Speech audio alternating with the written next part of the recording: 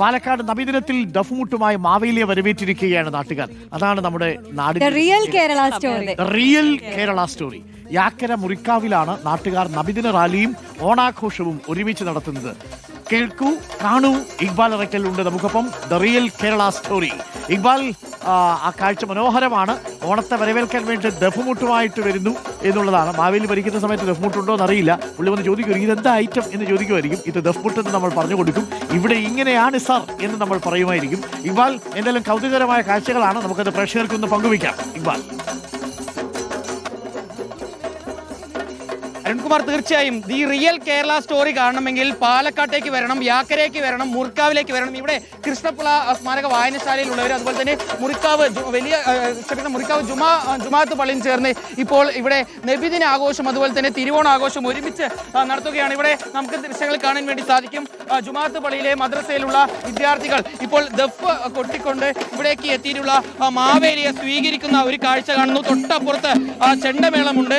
അങ്ങനെ തിരുവോണവും നബിദിനവും ഒരുമിച്ചെത്തിയാൽ അത് എങ്ങനെ ഒരു നാട് കൈകാര്യം ചെയ്യണം, അത് എങ്ങനെ ഒരു നാട് ആഘോഷിക്കണം എന്നത് പാലക്കാട്ടേക്ക് എത്തിയാൽ, യാക്കരയ്ക്ക് എത്തിയാൽ മുറിക്കാവിലെ ജനങ്ങൾ കേരളത്തിന് മുന്നിൽ, ലോകത്തിന് മുന്നിൽ തന്നെ ഒരു മാതൃക തീർക്കുകയാണ്. ഇവിടെ മാവേലി എത്തിയിട്ടുണ്ട്. അതുപോലെ തന്നെ ഈ പള്ളിയിലെ ഉസ്താദ് ഉൾപ്പെടെയുള്ളവരുണ്ട്.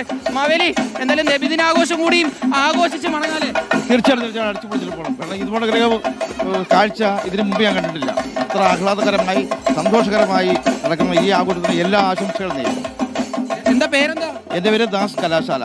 എവിടുന്നാ വരുന്നത്? ഹരിപ്പാട്, ആലപ്പുഴ. ഇത്തവണ ഇത്തരത്തിൽ നബിദിനാഘോഷം കൂടി വലിയ തീർച്ചയായിട്ടും 5 വർഷമായിട്ട് ഞാനിവിടെ വരുന്നുണ്ട്. പക്ഷെ ഇതാദ്യമാണ് ഇങ്ങനൊരു അനുഭവം. അതെന്താണ് വലിയ ഇതിനോടൊപ്പം തന്നെ മാവേലി ഉൾപ്പെടെയുള്ളവരെത്തിയ പോലെ വലിയ സന്തോഷമായി. ആദ്യമായിട്ടുള്ള അനുഭവമായിരുന്നു. വലിയ സന്ദേശമാണ് ലോകത്തിന്റെ മുന്നിൽ കേരളം കാണിക്കുന്നത്. വലിയ സന്തോഷം. നബിദിനും ഓണം വന്നപ്പോൾ വലിയൊരു സന്തോഷമായി. യഥാർത്ഥത്തിൽ കേരള സ്റ്റോറി എന്ന് പറയുന്നത് റിയൽ കേരള സ്റ്റോറി നിങ്ങൾ നേരത്തെ പറഞ്ഞത് തികച്ചും സത്യമാണ്.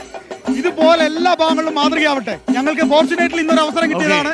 നബിദിനവും ഓണവും ഒരുമിച്ച് വന്നു എന്നുള്ളത് കൊണ്ട് വായനശാലയുടെ ആൾക്കാരാണ്. ഒരു മിനിറ്റ് ഈ ദൃശ്യങ്ങൾ കണ്ടില്ലേ? ഒരുമിച്ച് ഈ കുട്ടികളെല്ലാം തോളോട് തോൾ ചേർന്ന് ഈ കേരള സ്റ്റോറി എന്താണെന്നുള്ളത് ജനങ്ങൾക്കും ലോകത്തിനും കാണിക്കുന്നത് ഇങ്ങനെയാണ്.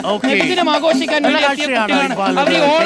കാഴ്ചയാണ്. ഇതാണ് കേരളത്തിന്റെ സ്റ്റോറി എന്ന് നമ്മൾ ലോകത്തെ അറിയിക്കുക കൂടിയാണ്. മാവേലിയെ വരവേൽക്കാൻ വേണ്ടിയിട്ട് ദഫ്മുട്ടുമായിട്ട് കുട്ടികൾ വരുന്ന കാഴ്ചയുണ്ട്. ചിലരൊക്കെ പറഞ്ഞു നടക്കുന്നുണ്ട് ഓണം നമ്മുടെ ആഘോഷമാണോ എന്നൊക്കെ ചില ആളുകൾ സംശയം പ്രകടിപ്പിച്ചു. ഓണം നമ്മുടെ എല്ലാവരുടെയും ആഘോഷം അല്ലേ?